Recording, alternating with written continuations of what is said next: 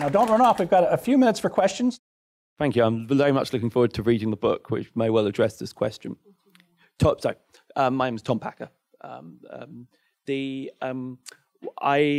What I was particularly wondering is how you see the role of great men in this.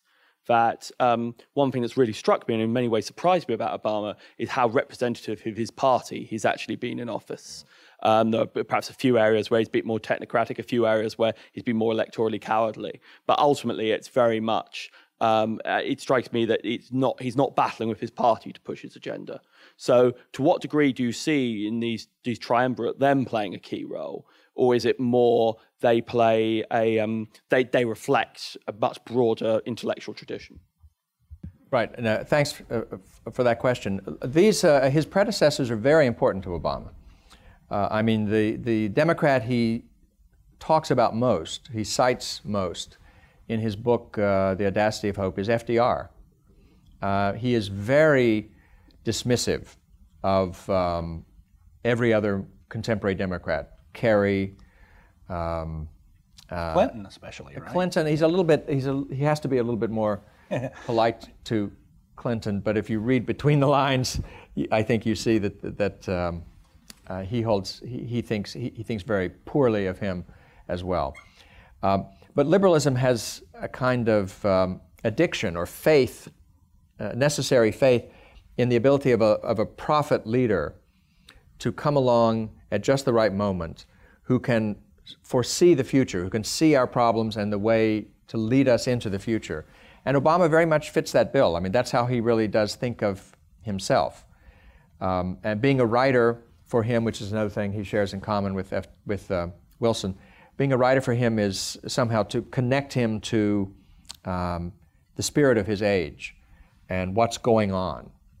And such men, which are based ultimately on Hegel's account of the world historical individual, I would say, their whole genius lies not in knowing what is absolutely right, but knowing what's next.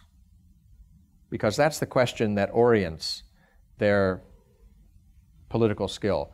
What's coming next, and how can I bring us there, bring us to this future more efficiently and more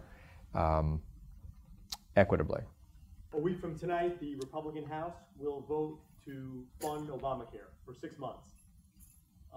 How is that a failure of liberalism? Isn't it the ultimate victory of liberalism, because they're getting us, supposed opponents, to do their dirty work?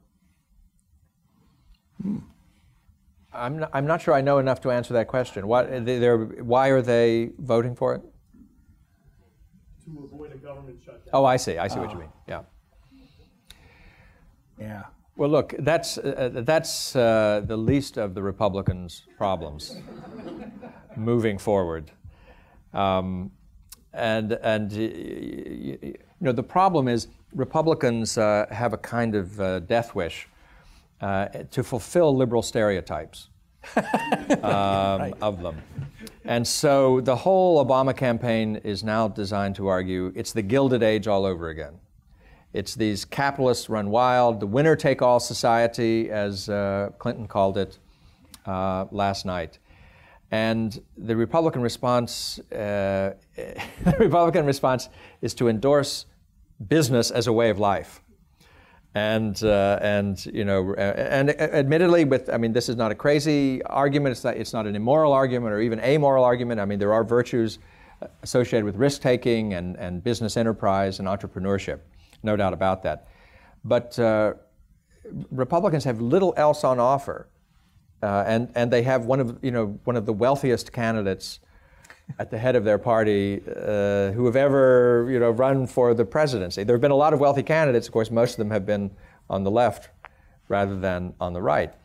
And so to put it in very old-fashioned language, Republicans sometimes confuse the art of money-making with the art of statesmanship.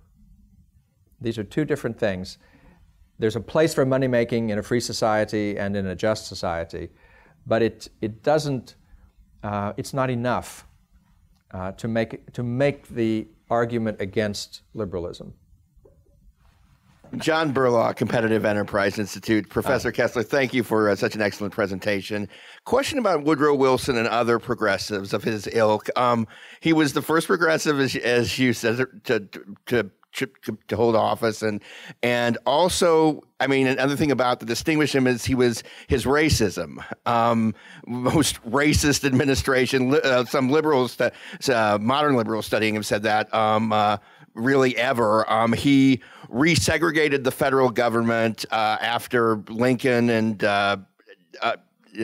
Grant and others had desegregated it, and just really a lovely guy, yeah. Yes. Let me push you on to a question, if I can. Well, the question is, was that typical of progressives at the time? Because you hear about Dixiecrats, and you know, the media tries to put them into, you know, like Wallace and into the conservative Democrat, you know, sort of pigeonhole. But did progressives at the time, how prevalent was Wilson's racism, and what was the damage specifically that it did to minorities of the racism of the early progressives?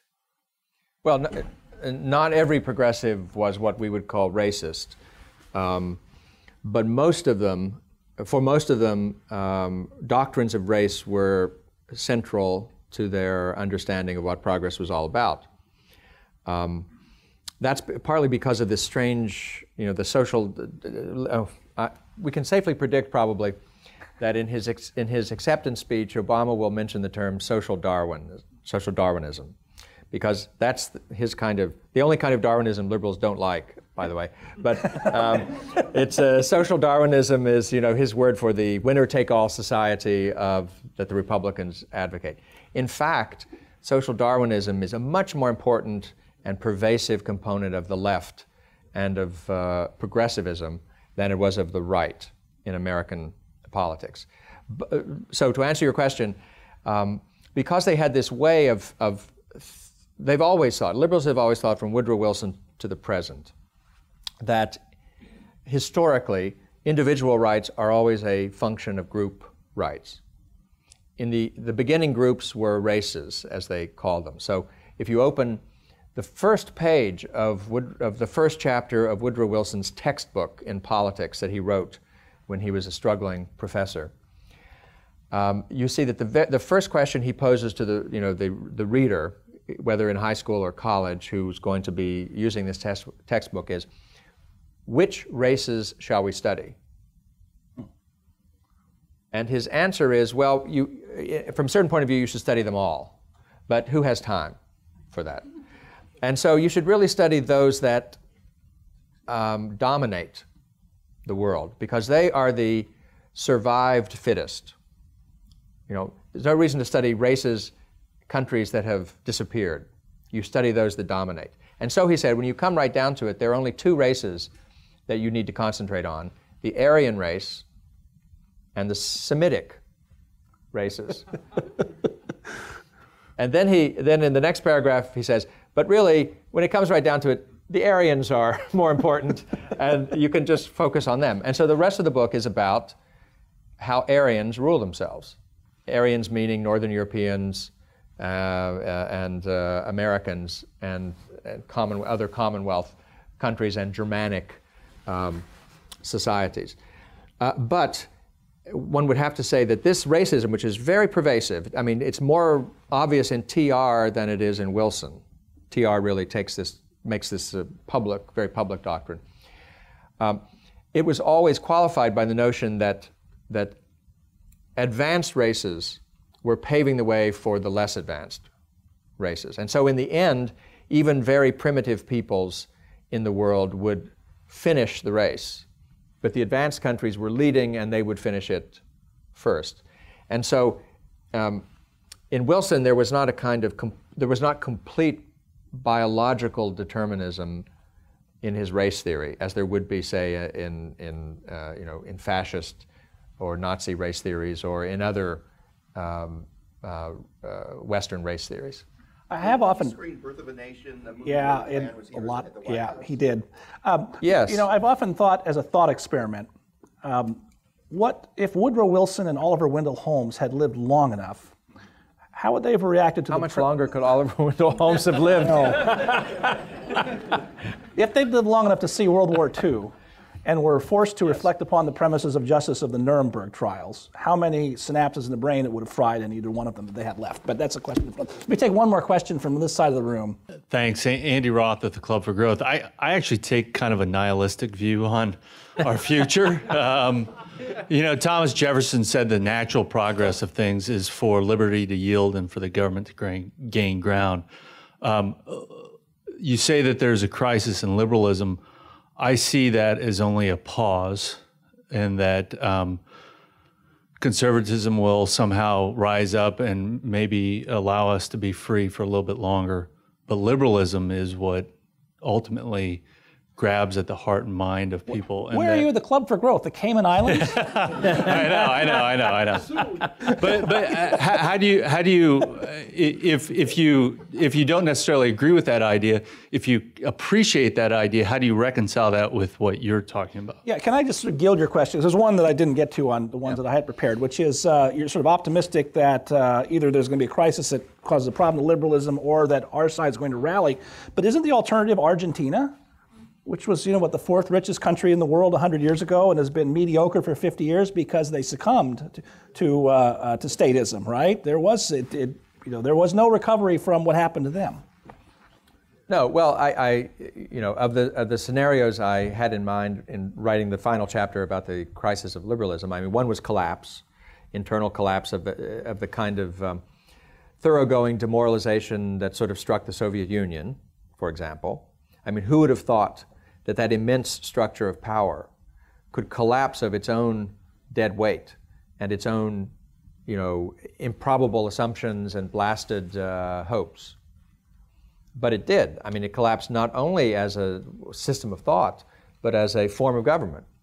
Now, liberalism is not communism. It's more, obviously, it's more resilient, it's more democratic, it's more rooted in America.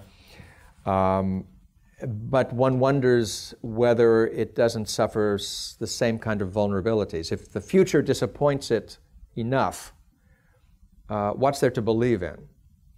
And the answer is willing, making the future. But if you don't succeed at that either, then you're in it seems to me, a real crisis of confidence. But other scenarios are possible. Liberalism can win. Liberalism can Swedenize America and vastly increase the size of government and basically turn into socialism. The irony is Sweden is actually better governed than we are right now. Yes, Sweden has a better economy than we do now. But that's also possible. And then it's possible that that conservatives will fight and win. That is a... so I don't think history is determined in any sense. I think all these are possibilities, and there may be others that I'm not talking about, but those seem to me to be central possibilities facing us. But conservatives have, perhaps this is, I don't need to emphasize this, but then again, perhaps I do. Conservatives have a lot of work to do before they are in a position to dispatch liberalism, or at least even to confine it, as they did for a while, more or less, as Steve would know because of his superb 2-volume history of the age of Reagan, during the Reagan years and immediately after. Well, let us close with that splendid endorsement, but also the instruction of the one possibility that we should go out and fight for. So thank you, Charles. Thank you all very much for coming. We'll adjourn.